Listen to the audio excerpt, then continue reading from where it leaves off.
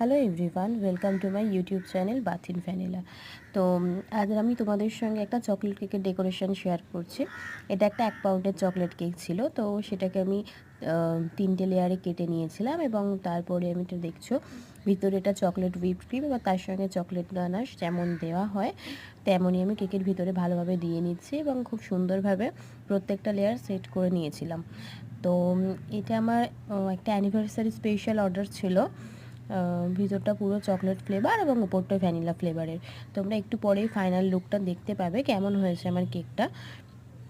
তো দেখতেই পাচ্ছ আমি প্রত্যেকটা লেয়ারে কিভাবে করছি এবং তার সঙ্গে কিন্তু আমি চকো চিপসও ছড়িয়ে দিয়েছিলাম প্রত্যেকটা লেয়ারে।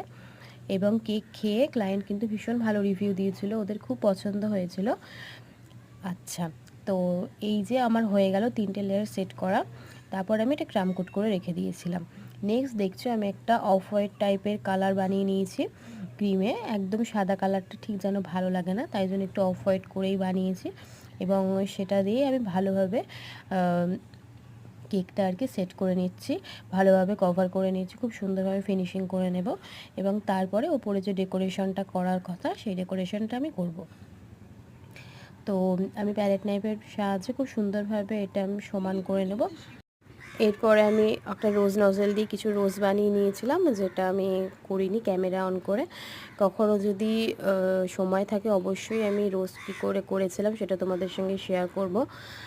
আর দেখছো কিছু আমি গোলাপের পাপড়ি করে দিয়েছি এবং একটা একটা ফটো প্রিন্ট লাগিয়ে দিয়েছি আর তার সঙ্গে কিছু হোয়াইট সুগার বলস ছড়িয়ে দিচ্ছি। তো এই হলো কেকের ফাইনাল লুক।